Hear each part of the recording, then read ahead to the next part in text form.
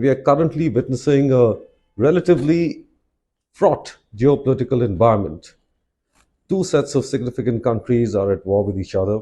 There's climate change and extreme weather, which by themselves are adding layers of complexity and uncertainty to this already volatile environment. There's a historic number of voters, nearly 50% of the global population across 64 different countries, which are heading to the polls this year.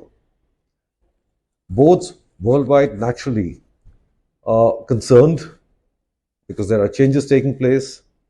They are re engineering their focus into specific aspects of corporate governance.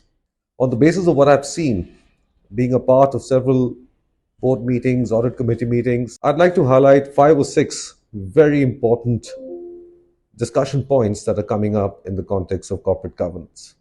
The first thing has to be enterprise-wide risk management. As a consequence of so many elections taking place across different countries in the world, there is bound to be the need for convergence between politics, economy, and business strategies that have been built up over the last couple of years. A holistic approach to enterprise-wide risk management is today emerging to be the need of the hour. The second one is ESG. And again, this is in no order of prioritization. The world that we live in today is a hive of ESG activities. There are standards that are converging, there are directives that are emerging, there are regulations, including in the US, that are taking shape. And this is a very important element of corporate governance.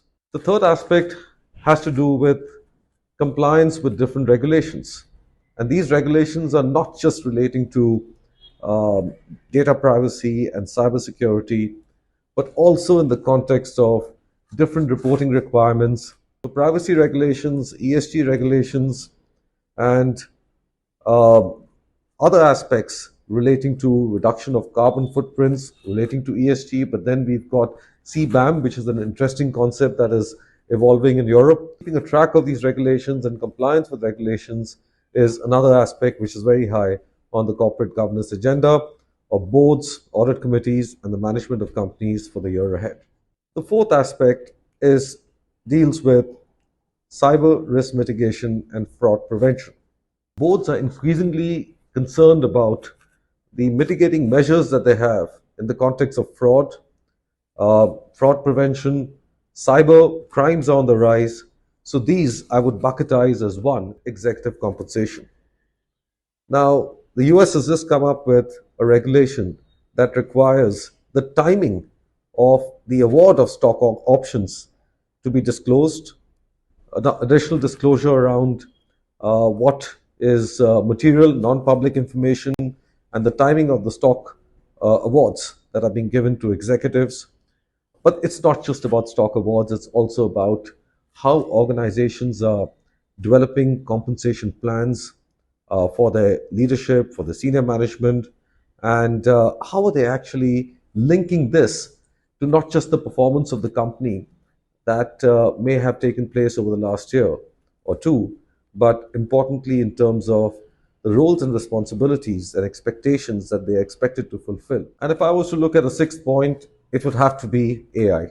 AI in everything, AI in risk management, AI in assessment of the results of the organization, AI in internal audits, AI in doing various kinds of analysis, market intelligence. But AI comes with its own set of disadvantages and risks as well. Corporate governance is an area which is very dynamic. It is continuously evolving. What is good for now may not be good for tomorrow. Ultimately, the true value of an organization can only get unlocked if an organization is able to demonstrate a holistic platform of good governance.